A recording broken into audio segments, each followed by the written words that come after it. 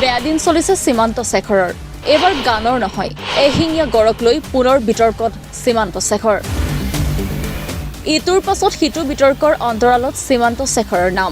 ৰাজীৱ হদিয়াৰ এটা গানক লৈ সৃষ্টি হোৱা বিতৰ্কৰ অৱসান নহওঁতেই পুনৰ এক নতুন বিতৰ্কত নাম সাঙুৰ খালে সীমান্ত শেখৰৰ পিছে এবাৰ গান নহয় এহিঙীয়া গড়ক লৈ বিতৰ্কত সীমান্ত শেখৰ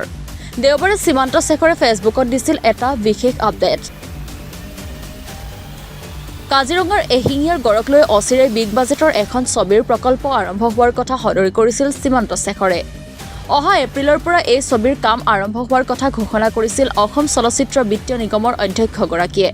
ইমান এটা ভাল ঘোষণা কৰিবলৈ গৈও যেন পুনৰ উজুতি খালে সীমান্ত শেখৰে কাজিৰঙা শীৰ্ষক ছবিখনৰ যি পোষ্টাৰ সীমান্ত শেখৰে শ্বেয়াৰ কৰিছিল তাত থকা গড়টো অসমৰ নাছিল বৰঞ্চ কাজিৰঙা শীৰ্ষক ছবিখনৰ পোষ্টাৰত থকা গড়টো আছিল আফ্ৰিকাৰ সীমান্ত শেখৰে এই পোষ্টটো দিয়াৰ পিছতে ব্যাপক ট্ৰলৰ সন্মুখীন হৈছিল পৰিস্থিতি দেখি উক্ত পোষ্টাৰখন ডিলিট কৰি দিয়ে সীমান্ত শেখৰে কিন্তু ডিলিট কৰাৰ পাছতো একাংশই সীমান্ত শেখৰৰ জ্ঞানক লৈ প্ৰশ্নৰ অৱতাৰণা কৰিছে বহুতে কৈছে কাজিৰঙাক লৈ প্ৰকল্প কৰাটো খুবেই ভাল কথা কিন্তু তাৰ পূৰ্বে কাজিৰঙাক লৈ সম্যক জ্ঞান থকাটো অতি প্ৰয়োজনীয় news desk Assam prime news